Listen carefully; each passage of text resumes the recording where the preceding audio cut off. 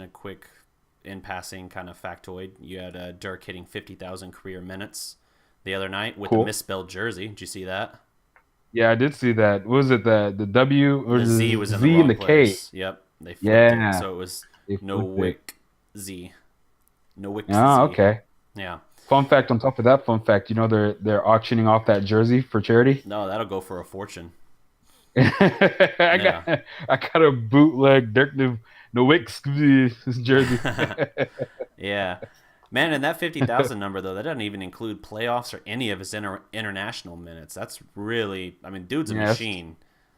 that's a lot of basketball, I dude. saw I That's didn't a lot see, of basketball. I didn't see what the international number was, but I know that the playoff number was like an extra like 5,400 minutes, though. Ugh, So, man. but No wonder he looks yes, like he can't move out well, he never looked like he could move that well. But there. okay, so pivoting now to the trade deadline this week. It's, I believe, Thursday, correct? It is Thursday, 2 o'clock our time. Okay, so 2 o'clock Yes. Central then. All right, so what are you thinking here? I've seen everything from I've seen reports that everyone on the Mavs roster not named Dirk, Harrison Barnes, or Dennis Smith is available. Mhm. Okay, which that should be the case. Mm-hmm. Uh, because I was calling them to trade JJ, Devin, all of them basically. But here's the fact of the matter. Of course, around this time of the year, there's going to be a lot of talk. Um, Not everything's going to get done. Our most likely thing to get done right now is Wes Matthews. Right. Um, He's probably got your most and value too for a single player. he's got he has the most value because one thing that he does well, he's a great D&3 Yep. type player, and that is needed in virtually every roster Mm-hmm. in the league right now. So I mean, as you see too, the Mavericks they are saying that they're looking for a first round pick for him. Yep. Um, I mean, value wise, if they can get a first round pick for Mirotic, the Bulls can. I definitely see that possible for a team that really needs a D&3 player, a team that's really needing to make a push for the playoffs or possibly put themselves in a position where they can be more successful in the playoffs. Uh, Mm-hmm. They'd probably give up their late first rounder. Um, so the number one, I have two. Well, there's really one now. Because did you see the Nick game today? Uh, yeah. No. Are you talking about the Porzingis injury? Yeah, so he got injured. So I don't know how serious it is. I haven't even seen a replay. Mm-hmm. I heard he But was they able to said it was put pressure on it and walk, and he's not. okay. It sounds like more of a precaution. Okay, cool. So with that being said, then I'm gonna put them. So I have really two trades that will make sense for both teams to do. Mm-hmm. I don't know if you can see me. I put two. Um, Yeah, I see it. okay, okay. So it makes sense for both teams to do, and I mean here in the next couple of days, Mm-hmm. we might see happen. And those two teams are both the Cavs and the Knicks. And so how that boils down, it actually for the first time. So let me go ahead and break this down. So I'm going to start with the Cavs, and Okay. this has been really frustrating for me, right? Because I drive during the day, right? So while I'm driving, I'm listening to podcasts, I'm listening to people talk. Mm-hmm. I might occasionally scroll through a story or two. The most frustrating thing to me right now is the fact that no one's bringing up Wesley Matthews as a potential target for the Cavs. In when your expertise, because you do know basketball, Yeah. all right, with that Cavs roster, are you telling me that Wesley Matthews would not be a great addition to that roster? Yeah, no, he would fit certainly within what they need. He would help them defensively, which has been a massive struggle for them this year, and he would be a reliable spot up Yes, shooter, which is exactly what they need when LeBron or Isaiah or anyone's driving to the rim. So exactly. I Now see tell it. me Yeah, why. Tell me why I'm not hearing anyone talk about him. I'm wondering if it has something to do with the price or how they feel the rotation fills out as is. Because because regarding like the price, we know that they don't want. They have a couple first round picks. They have the Nets one, which is I think a top 5 protected. I'm not even sure, but I know that one's going to be mighty hard for them to trade. Right, and then because they're looking for Paul George level player and or like young good prospects, which ain't nobody really giving that up. Right. So well, when I'm looking at the Cavs first, which is probably around 25. Yeah. So, it could be something along those lines. Just they're afraid of what the price is, because Wes is making like $17 million a year, right? Yes. This year is 17. I think next year he's due for probably around the same or 18. Okay. Yeah, that's about what I was thinking. So, yeah, it's tough to say. That would be my guess. Another move with Dallas that could make sense for them would be something that brings in like Devin Harris and who else was it? I don't think I was saying Yogi. Like Salah Mejri. That would help them as well. That would fortify kind of a big man in the middle with good energy. And Devin Harris is a reliable bench scorer and kind of floor general. He's doing all right this year. So for them, that would make sense, but it's not beating the Warriors. It's not like it's a move that makes that big of a difference. Are you talking about for the Cavs? Yes, for the Cavs. Harris? Yeah, I mean, so here's what I was thinking. This was the trade that I put on the ESPN trade machine. I don't know how real this thing is, but I put let's see. I put Wes Matthews, and simply because of agent ties, we went ahead and threw in Nerlens Noel. Okay. Because he has to sign off on the trade, but LeBron's agent. Yeah, right? he has the same agent as LeBron. Yep. Plus, he gives him a rim protector, and maybe they can be in his ear and say, "Hey, dude, don't f this up because you're trying to make more money in the off season." Right. So it makes more sense. So I have, gosh darn it, keep on pressing. So I got Wes and Nerlens, and a cool position that the Mavs are in right now is we have so much money, right? So much flexibility that we're able to take on terrible contracts, right? So terrible expiring contracts. It doesn't even have to be expiring. Really? I think we have about 13. We're about 13 mil under the cap right now. Okay.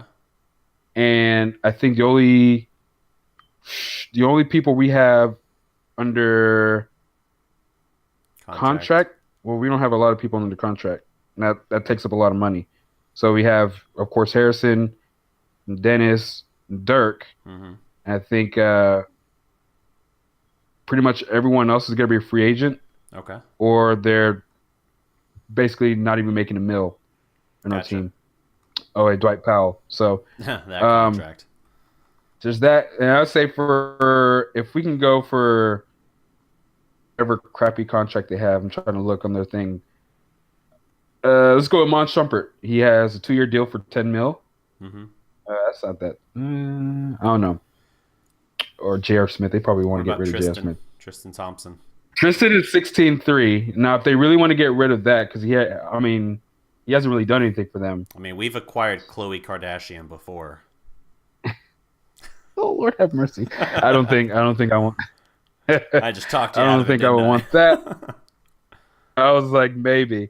Well, okay, let's go. Let's say we'll do anything for another first round pick, and so we'll toss in Tristan Thompson, and let's get Channing Frye, Channing Frye. He's virtually useless for them now. So, and toss in their pick, and it works. Boom, trade is successful. There you go. So now they rid of them of 2 sorry contracts, but we've given them a good D3 player. Yep. And a rim protector. In Wes Matthews and a rim protector, which is 2 things if they really want to make a push to get back to the Eastern Conference Finals and finals beyond that. So, I see that. We get their back end first round pick, and We get their maybe which one is player around we 25 can use for the future if it were like Tristan Thompson or something. Yeah. Or we can try to trade him again or something, or we'll probably just be stuck. Okay. With Khloe Kardashian again. Probably. Yeah. But anyway, so yeah, I see. Yeah, it's terrible. But I see. I don't know. It's definitely dependent. It makes sense for both teams. It makes more sense for the Cavs if you ask me, because sure, you get your immediate help, and also you get cap relief. Mm-hmm. And Mavericks, you get your pick that you really wanted. Just another first rounder to get back in, and then you get 2 contracts. Maybe Tristan Thompson, maybe change of scenery can help him out. Sure. And you might find yourself another useful player, because he's a good rebounder, and that's the one thing Mavericks always struggle with. So yep. So that's that. So there's one that can work. So I've also seen another one. You mentioned the Knicks, where we had, if you throw in the Knicks. Now this is a better one. This is the one I've actually kind of. Now if we use the Knicks, because the Knicks have about the 12th pick, so this is the one the Mavs really should want. Right. But here's the thing, Kristaps Porzingis has been really adamant that he wants his Knicks to try to make the playoffs, right? Okay. What we have right now is not really something that could get them to the playoffs, obviously, because they're not, right now. So what I have constructed is a way to not just get the Knicks to the playoffs, but to rid them of a very terrible contract that they have on their team. And Joakim. Oh, Joakim Noah. No, Joakim Noah. Even worse. Ooh. Even worse. I forgot he was still there. Yeah. Exactly. That terrible contract that they've been trying so hard to get rid of, and we're going to help them out. Is that one for their 12th pick? Not to stray, is that one worse than the Luol Deng in LA? I don't think so. The Deng one Joakim is really bad, especially with how they've used him. Or rather, yeah. So Joakim, he's due $7.7 million this year. Okay. And he has 3 more years on his contract. That sounds a lot like the Deng as far as years left. Really bad. So yeah. So for that one, let's say we give him Wesley Matthews. Right. Let's throw in, Dwight Powell. Boom. Dwight Powell with the power. Even though right picks, we're giving him real picks, right? Yeah. So number one thing was tossing Joakim Noah, we're rid of that contract. But also to match kind of salary, give us Doug McDermott, right? Yep. And then Willie Hernan Gomez. Boom. Who's basically just been right. So it works out. I'm on Trade Machine. Y'all, if whoever's listening can follow along, right? You try this trade, and the trade is successful, right? So who do they get the 12th pick? No. Oh, this is straight up Dallas, Mavericks, New York. Mavericks and Knicks. Gotcha. Yeah. Gotcha. I thought it was a 3-way trade you were talking about. No. Yeah, no. I'm not that smart to mess with those things. Trade Machine does the 2 teams. But anyway, yeah, I keep it nice and simple. 2 teams, even trades, right? Whatever. But yeah, so they get rid of that terrible contract in Joakim Noah. I don't even know how they signed it. That's probably a Phil Jackson move right there. It has to be. Yeah, and they get them nice, because Wes Matthews, this has been real. He's been playing really nice. But also, when he's with the Knicks, he doesn't have to do as much. He can stick to just playing defense, right, and then spot up shooting. Right. He doesn't have to try to create, which I see him do a lot with the Mavs, because he has to try to create, because we really don't have a lot. Mm-hmm. But that's what I see out there. The Mavericks, as of right now, We do know that stuff happens. They're probably talking more about other pieces um, right now, and we probably won't see anything till the at 1 hour mark Yeah. It's usually in the of like the 2 to 3 hours deadline. when you So start seeing stuff really get so going. basically, yeah, stay tuned. I honestly think it's going to heat up. It's probably going to be one of those. It's one of those years where it just goes crazy during that trade deadline time. Yeah. Okay. Man, yep, the Cavs really need it. So I just got an update. So there's a quote from Isaiah Thomas for the Mm-hmm. Cavs. Yep. When adversity hits, we go our separate ways. Yeah. That Boom. that You know sounds who's a great locker room guy? yeah. That sounds about like what I've heard of the He's a great Cavs, locker room guy. especially Wes this year. Matthews. Wes Matthews is a good locker room Yeah, guy. Wes Matthews is.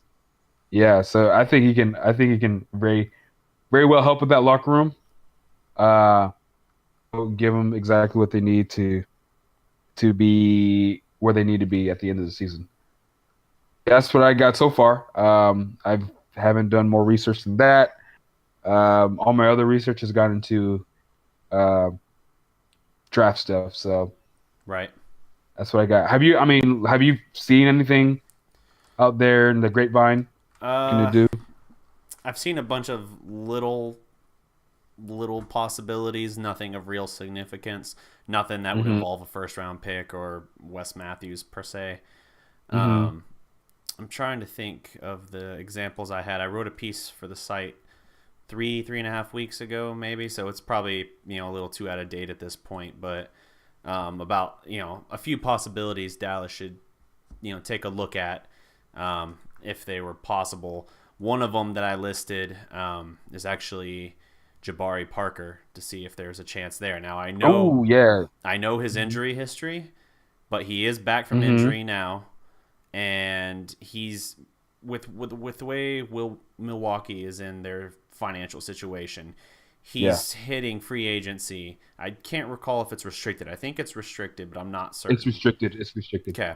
So he's about to hit free agency, and it's a situation where financially they're in a little bit of a bind, and they're going to be hard pressed because of his injury history to pay him all that money. But when he's healthy, he's a 20 point a night guy. So that would be Yep. a perfect pairing, I think, with Dennis Smith Jr. Yes, it's taking a risk, but this early in a rebuild, I don't think that's a bad thing. I really don't. I Yeah. think it's worth swinging for the fences here. He's only 22 years old. Mm-hmm. So What about Julius Randle? There's that's another. another one I love. I did a piece solely on him. The only problem with that one, it sounds like it's probably going to be a situation from what I've read where anything that happens with him and the Mavericks would occur. It sounds like in the off season. I think Yep. yeah. So it's probably looking to be that type of situation. I would love having him in Dallas. But I know he's also one of the main guys at the Lakers. We know the Lakers are trying to rebuild super team. They're convinced they can get Paul George and LeBron in the same offseason. And Yeah. so he's their biggest tradable asset. They're going to, as I wrote in the Mavericks piece on this, if they do a deal with Dallas, they're probably going to try and force Dallas to also take that awful, awful Luol Deng contract. And Mm-hmm. while Dallas can do that, I mean, LA plays Deng so little that I feel like maybe he might still have something in the tank, but it's hard to say. You're going to be paying a guy a lot of money to be just okay. Yeah.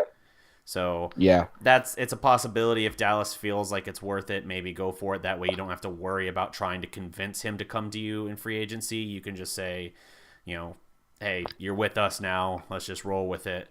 I mean, for in that case with the Julius Randle, if I'm the Mavericks, I might as well just wait for the offseason. Okay. Because if I'm not getting a pick along with Julius Randle, which that's not going to happen because Lakers are not going to give up their pick because Yeah. they don't even have it right at past a certain point.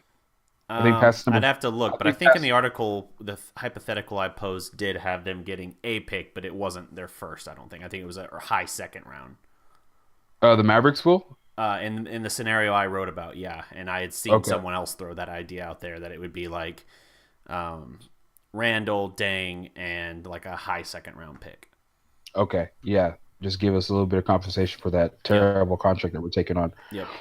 Yeah, I mean it makes sense, but with the Mavs, I mean, when it comes to chasing free agents, and it's really like for me, it's no point. Um, we can definitely try to pay. I mean, if let's say the Lakers do end up getting their two big fish, right? They're probably going to denounce the rights to Julius Randall. Randle anyway. Yep. Yeah, so we'll probably end up just scooping him up. We can talk him into coming in here, playing with Dennis and the rest of them. Mm-hmm. Um, or if he probably wants to, join a winner, it doesn't really matter because we're rebuilding anyway. So Yeah. we're in that point where it's not that big of a deal. Like losing out on that big fish, quote unquote, Right.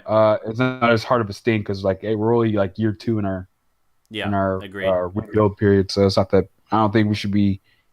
Uh, I would rather have them wait for off season because I don't want that Luol Deng contract Yeah. at So all. Luol Deng is 32. At the time I wrote the article, January 8th, he had appeared in just one game for the Lakers this year for 13 Yeah. minutes. And he's got 3 years. That's including this year. Mm-hmm. 54 million left on the deal. Golly, he signed. He probably signed that in 2016, right? Yep. Was that? Yeah, that Yep. was it. The So year of the gold, that's what I said. That was Princely the gold. single that I know of. It is the single worst existing contract left, especially that way that they're using him, or rather not using him. Randall, meanwhile, 23 years old, career averages of 12 and 9. And he's been a beast for the Lakers a couple times this year. I've seen him go against Dallas recently and OKC, and in both Mm-hmm. cases he beasted in those games. And he's coming off the bench too, right? Yeah, they've moved him to the bench, and he's still been pretty Because effective. because of the Yep, coups. yep. So, um, another deal I really like, and I think it would actually help OKC as well. Again, this was something I wrote. Let's see, this one was January 16th, so still before the Andre Roberson injury, which has kind of thrown the Thunder into a tailspin lately. Mm-hmm. But Josh Hustis from OKC. Do you know much about him? Uh, he's number something with the four in it, right? 34. 34. Yeah. He's a shooter. He's a 3-and-D guy, but he's 6'7". Okay. He's 26. He's a very versatile defender. He's, for Okay. whatever reason, not found a consistent role in OKC, and the fan base is baffled by it. I know that. But he has immense athletic ability, and his three-point shooting has improved in the past 2 seasons. So I would say it's a evolving three-point shot. I'd hesitate to call him a great three-point shooter. Obviously, I think he's an effective three-point shooter when he needs to be. He's streaky. You have to respect it. Yeah. Basically. Yeah, I think he's streaky. I think he gets going. I've definitely seen games where he's hit 3 or 4 in quick succession. So, but in that scenario, it would be something I think that could benefit. It could benefit both OKC and Dallas. We know with Dallas's case, they're going to end up playing Motley. The only reason they haven't done it yet, he's on a 2-way deal, and there's X amount of days he's allowed to play, so they've been trying to stockpile those for the latter parts of the season. He's been on that active roster. But it comes down to minutes, right? I think it comes the days. Days, okay. So whenever he's on the roster for the Mavs, that's a day off. Okay. You know what I mean? Yeah. So it kind of baffles me, especially yesterday, where he's up but not playing. when I playing is like we might as well just send him back down. Yeah. So We can in this later. one, I have because the Mavericks are going to play Motley, and because they are where they are, I have Dallas, and we know how Mej and Carlisle get along sometimes. The sit the F down, you have 2 points or whatever. Get the F out of here. That's what it was. Yeah, so I got a Hustis for Salah Mejri swap. OKC is so pencil thin at backup center. They have to play the 6'8" Patrick Peterson there, and he gets demolished in the paint playing that. He's a stretch 4 that you're asking to be a 5, and it's not going to work for them. They don't play Hustis enough, but because of his athleticism and his versatility as a defender and improving three-point shot, I think he's a perfect foundation piece for your Mavericks moving forward. Your kind for of the Mavs. experiment. Yep, I think that'd be a great Yeah, I one mean too. that's probably some side thing that you should do. Definitely makes sense for both sides. Because I'm looking through. Oh, I mean, I've already got it I'm on the through. site. I wrote it before. Yeah, I'm mentally going through the roster for the Thunder, Yeah. and yeah, you guys don't have any other true center other than Steven Adams. Nope. Yeah, so that's something. Yeah, I think that's a move that would greatly benefit both teams there. But that's really all the Mavs kind of looking I have. I saw, I think it was MavsMoneyball.com was they were trying to do the pipe dream scenario where it's like, oh, could they pull off their own version of a James Harden trade? Short answer is no. But No, I mean, what would there that is even? no guy out there. Yeah, what would that even be at best? Aaron Gordon, and I know Orlando is kind of toying with the idea of shopping him. So how those guys they can be a little wacky sometimes, but how they not necessarily a Harden level player, Mm-hmm. and it's more of like a Harden situation. Okay. So can I get a dude from his team that because of how that team's roster is constructed, that guy is probably not getting the kind of minutes he should be getting. Right. So if they can try to basically find that's what they're talking about. So I think because I forgot some of the guys. Aaron Gordon was one of the guys that they talked about. I think another one was like Spencer Dinwiddie, who was actually showing out pretty well for the Nets. But yeah, I mean they made some pretty good points, but sometimes they can be a little wacky. Yeah. But yeah, there isn't a James Harden level dude coming off the bench. No. Because even that year that Houston made the trade, that was like James Harden's. That was the year he won Sixth Man of the Year or something like that. Yeah, he had just won Sixth Man of the Year.